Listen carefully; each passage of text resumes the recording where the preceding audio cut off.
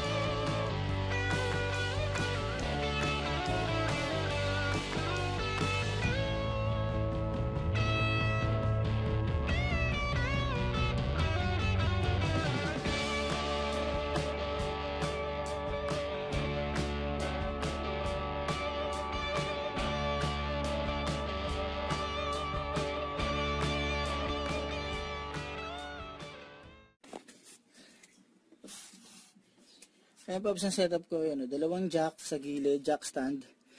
Tapos isa dito sa gitna na na jack. Para support yan in case na bumigay yung dalawa. Sunod na gagawin natin dito. Ito. Tatanggalin natin to. Diyan tutuloy yung engine oil. Tapos mamaya oil filter. Tara mga paps.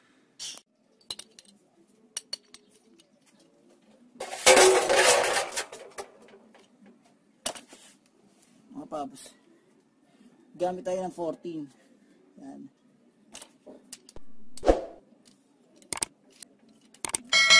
Ayan ito.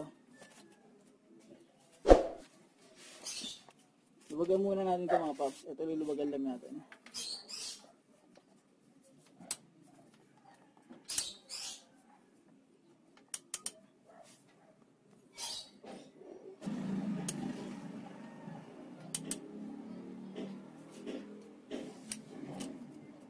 Maluwag lang yan, paps. Maluwag lang. Iluwagan lang natin yan. Tapos sasabi. Parang in case na mag-drain siya bigla. Pag nag-drain siya bigla dito, kaya tuloy-tuloy na yan.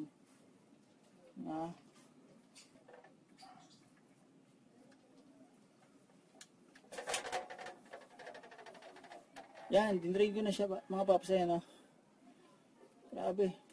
Sobrang itim pala.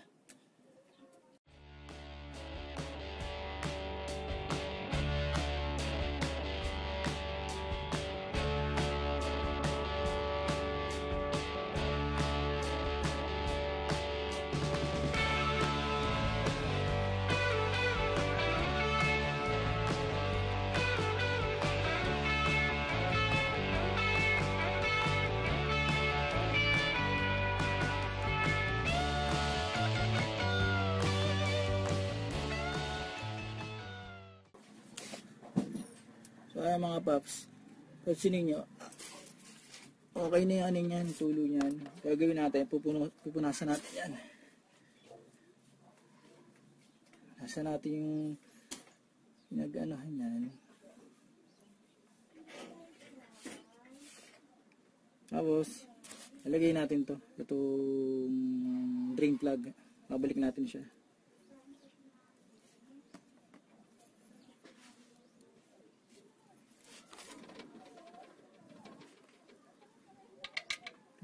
Bigyan natin yung drain plug.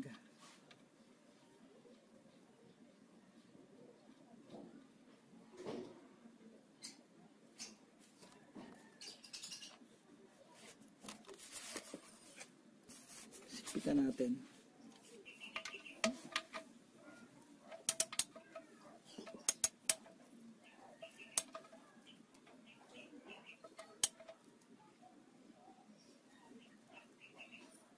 Okay na, mahigpit na siya. Sunod naman natin yung oil filter. Mga paps, susunod na tatanggalin yung oil filter.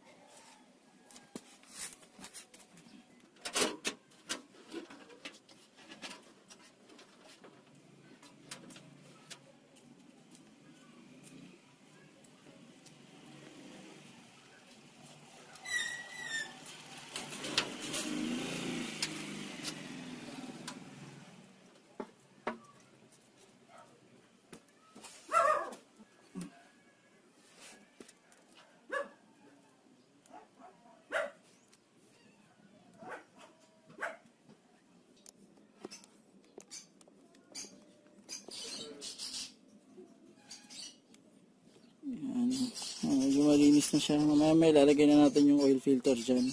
Since tanggal ko na yung, yung oil filter niya, babalik na natin siya. Pero bago natin siya ibalik,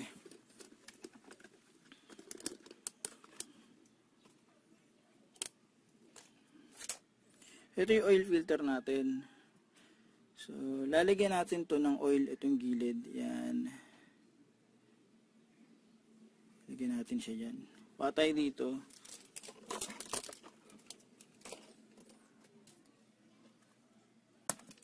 Yan. Let's go.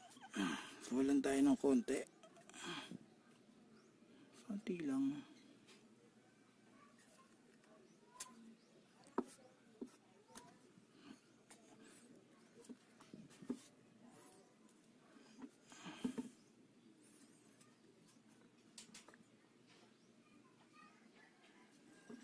Sapat na yan. Lagyan natin to ng oil. Yan, yung kilid.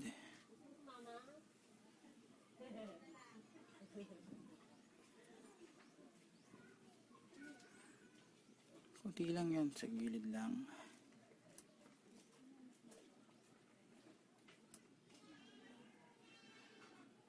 Okay. Balik na natin to.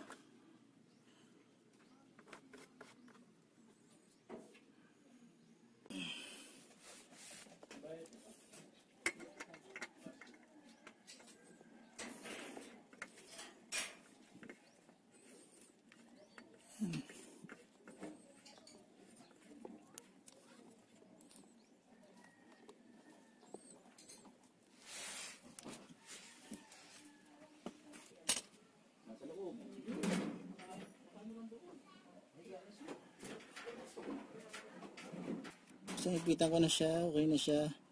Yung sasalinan natin siya ng oil.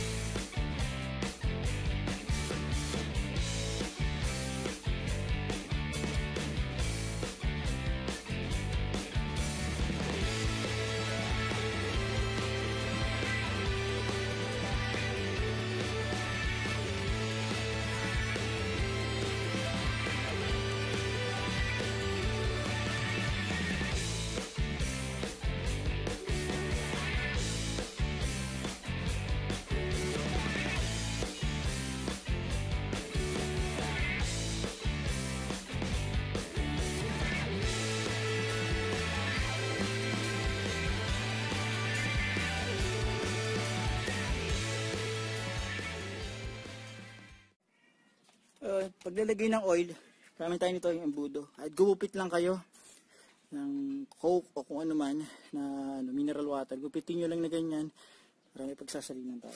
Buksan natin ito.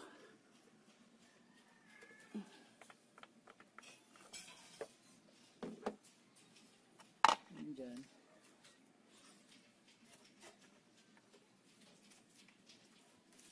Sali natin ito. Kailangan natin 3.5 to 3.7 lang. Okay? Since wala tayong additive, kung may additives, 3.5, tapos yung additives, nilalagay nyo yung flashing. Yung pang flash nasa 2.5. Pero, napapalitan naman palagi ito ng oil. Medyo maitim nga lang. Okay na to, hindi na ako gagamit. Next na exchange oil ko na lang ako gagamit ng additives. Pero hindi naman talaga kailangan. So, ito sali natin. 3.5 lang mga paps. Ating mark.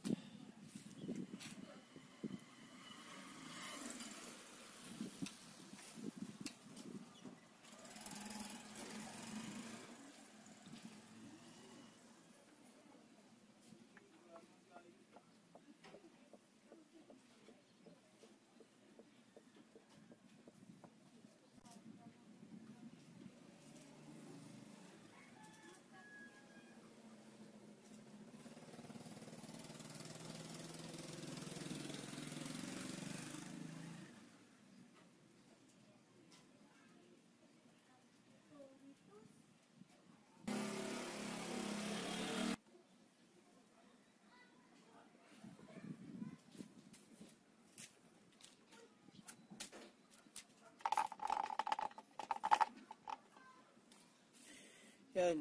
Ngayon, medyo duda kayo. Maraming oil na ilalagay. Check natin ngayon sa dipstick.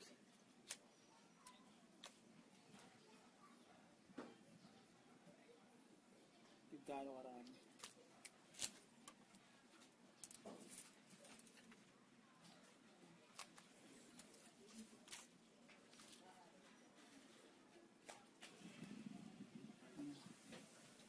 Kung sumobra nga pala yung ano nyo, yung pagkakalagay nyo ng oil, meron akong video kung paano magbawas ng engine oil.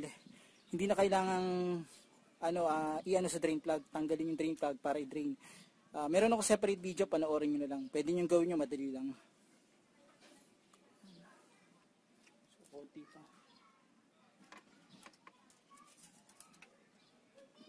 Tayo ng konti. Yun, okay na yan.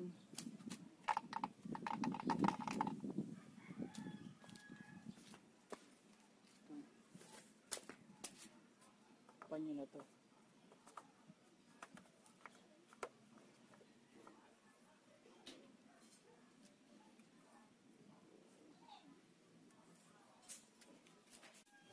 So ayun mga paps, na tapos ko na magpalit ng oil. So gagawin natin ngayon, papatakbuhin natin yung makina within 2 to 10 minutes para mag-circulate lang yung oil sa loob ng itong makina. Tapos nun, habang pinapatakbo yun, i-check nyo ilalim kung may mga leak o kung ano mang tumutulong oil para sigurado tayo na mahigpit yung pagkakakabit natin ng oil filter at saka ng drain plug. Hanggang dito lang mga paps. Sana may natutunan kayo sa video na to, kahit basic lang siya. Malaki matitipid nyo rito. Sa mga susunod na video ulit, huwag nyong kalimutang i-like or subscribe yung channel ko. Okay mga paps.